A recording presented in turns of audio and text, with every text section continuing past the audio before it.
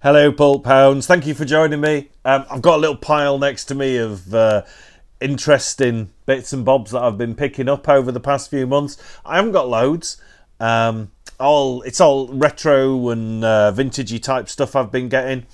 But there was a few bargainous bits and bobs that came along that I thought, I'll have those. And I thought I'd share them with you, see if there's anything that you've got that you know about or anything that you haven't got that I'm encouraging you to buy. Because I am an enabler. First off, we've got 5 by the same author, and he's an author I really like. It's Christopher Wood. You might know him from the novel Worms that he wrote under the pseudonym James Montague. You might know him as the screenwriter and guy that did the novel of The Spy Who Loved Me and Moonraker. So he's got a fairly interesting pedigree. He wrote the script for one of the 80s Remo Williams films. And I really like one particular series that he is unfamous, because he's not particularly famous for writing them. They are confessions books. Now, I really like the confessions books, I have to say, and I have got a medium-sized collection of confessions books. Obviously, I'm a classy guy. Lady, I've got culture coming out of my ass. So yeah, a bunch of cheap ones appeared online, so these were all bought individually, so I ended up picking them up. So I've got Confessions from a Package Tour. So this one is Christopher Wood writing as Rosie Dixon. There was Rosie Dixon and Tim Lee, just in case they needed a genuinely male perspective and a genuinely female perspective. So we've got Confessions from a Package Tour, Confessions from the Pop Scene, Confessions of a Physical Rack, Plumber's Mate, and Confessions from an Escort Agency. I am such a classy guy. The thing is, these books genuinely make me laugh. Apart from the humour that's in them, which is very much like the movies, because he wrote the screenplays for the movies as well, with Robin Asquith in, and then Rosie Dixon, Night Nurse. He wrote that one. So they are a bit like 70s British sex comedy humour, but they also don't swear. So finding new and inventive ways to describe certain spicy antics is hilarious. They are genuinely hilarious and very, very, very dated in attitudes and opinions. So if you're thinking, I might give them a go, this is a 70s British sex comedy thing. So you're not going to get something very progressive, okay? But they are wonderful. What else have I got? I've got some New English Library. I've had some New English Library amazing luck. I've got some absolute bargains. I only paid like minimum amount on a lot of book selling websites for these, which is like £2.80 including postage. I got another SAS Neville. I got another SAS novel, SAS versus the CIA. I've got the voodoo-y, black magic-y one. The film and TV rights for this best-selling series have recently been acquired by the Harold Robbins Company. I don't think they ever did anything. I read somewhere that, what's he called, Gerard de Villiers, was actually Jim Moffat, which I haven't been able to confirm or deny. So maybe one of you lovely clued-up viewers might know if, Gerard de Villiers was Jim Moffat. I've only read one of these, but they're quite an expensive series to collect. So I just pick them up when I see them affordable. Now, I wasn't sure this one was going to arrive because it was £2.80, and I don't understand. It was from something like World of Books, is it? World of Books have got like someone that does like understandably moderately expensive pricing, and then somebody that's just like, oh, it's cheap, it's old, let's just put it out cheap. So I got the kind of Hell's Angel book that kick-started the New English Library Hell's Angel trend. This is Freewheeling Frank, so it's got it's got coffee rings on the back, but it was £2.80. So I think this was published by Nell in '69. Yeah, so it came out in '67, and it was first published by New English Library in 1969. And it's the warts and all tales of heck angels. Oh, they're some crazy boys, bad sods and crazy boys. I got another biker one that I was really chuffed to get, by Alex Stewart. This is The Outlaws. I think, did he write thingy? One sec, I'm going to look behind myself. Yeah, he wrote The Devil's Rider, about a satanically possessed motorbike. It's that crossover between like Hell's Angels books and occult fiction. It's brilliant, but creeping up in price. So is The Outlaws. That was another £2.80 one. I was just staggered. I was absolutely thrilled to get this one, because this is another series that's so hard to find, and for some reason expensive when you do, and I don't really think they're worth it. They're just a bit of fun. It's book 2 in the Girl from Hard series, like The Man from U.N.C.L.E., but it's about a lady secret agent called Virginia Box, who is the Girl from Hard, by the Meister of highbrow, classy literature, Jim Moffat. So you know it's going to be... I don't know what the word is. You know it's going to be in his unique style. I'm not saying that's good. I'm not saying that's bad.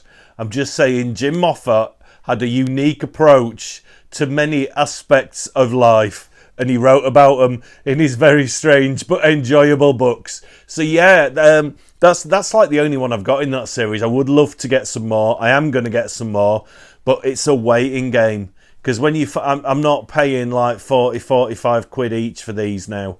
So this is number 2. I'll wait till I find number 1 and then start reading them. I have to do that sometimes with series, because they're just so expensive.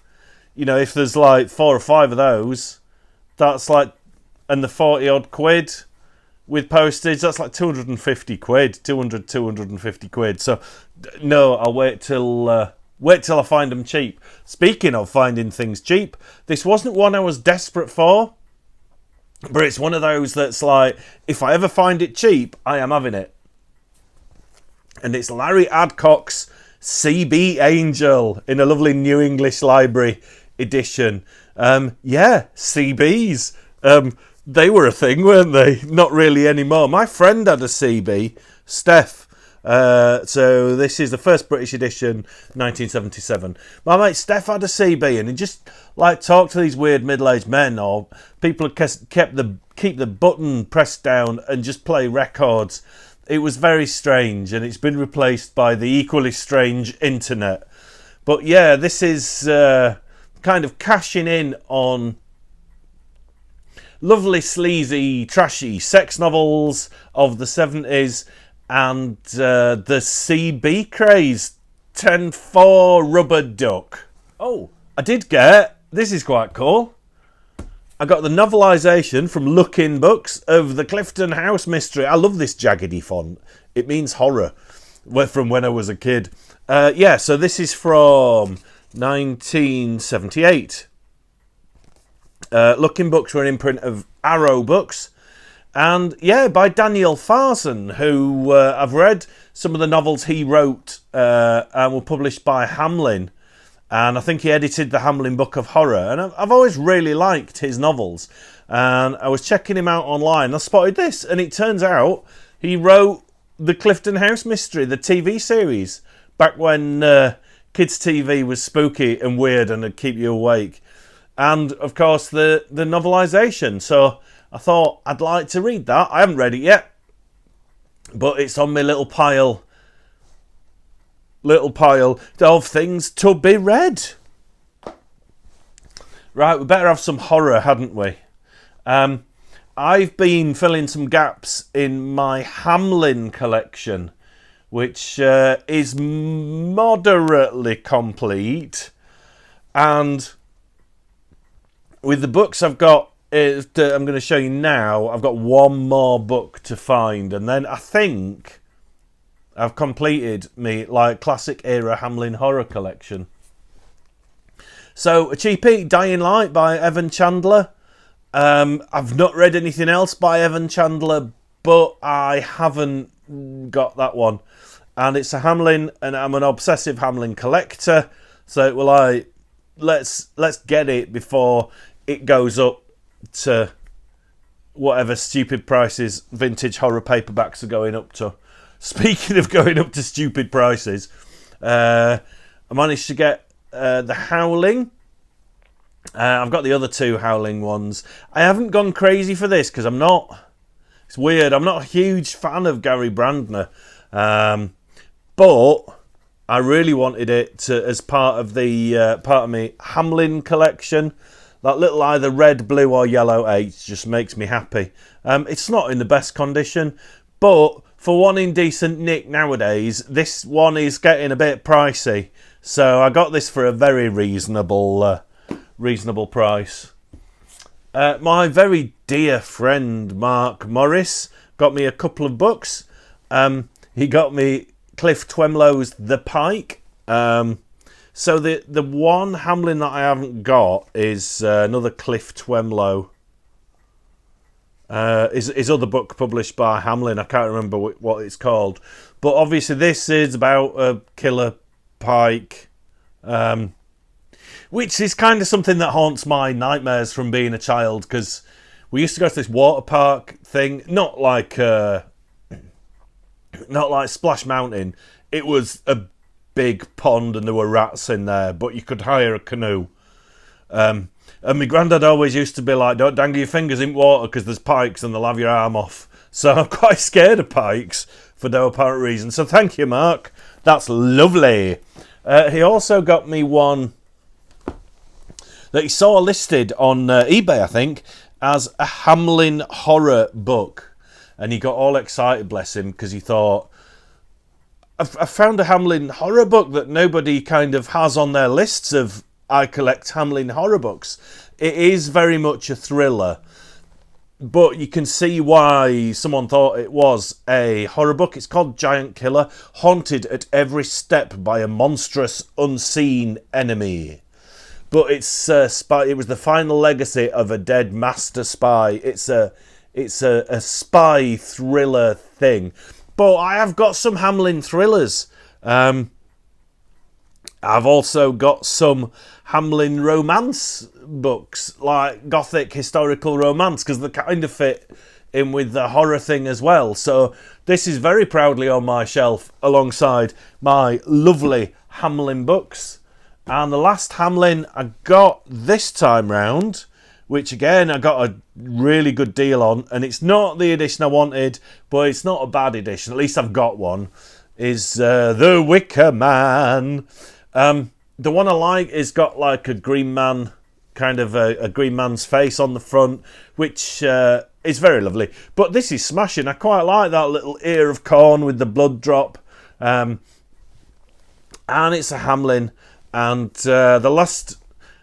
Some of the Hamlyns I was missing are some of the more expensive ones, because I've kind of picked up the cheaper ones. But this is lovely, and it does fit very nicely into my Hamlyn horror collection. I wonder what colour the H would have been. It's completely faded. I wonder if it was red. But yeah, that's very nice. Nice edition. It's a reprint. It's not like the first edition. 1980. Oh, it might be actually then. First published in Great Britain 1979. Hamlyn Paperbacks edition 1980. So it's not long after it came out, that one. And then I got a little job lot on eBay. I spotted it and thought I'll bid on that, because they were like, I think this job lot was started at something like £4.80, and I was the only person that bid. So I got a nice little job lot of pans. Not as in pots and pans, as in pan books. And some that I've neglected to get over the years or seen regularly when I was younger and thought, oh, there's loads of them about, I'll get them. And it's some of the Alfred Hitchcock ones. So there's 4 in the little lot that I got for just under £5. My favourites in suspense featuring the Boyds. My favourites in suspense 2, not featuring the Boyds. I do like these. I like how they go together. And Stories My Mother Never Told Me, Part 1 and Part 2. I do think they look great together. I do like it when they kind of flip the image. Look at Hitchcock. What a dude.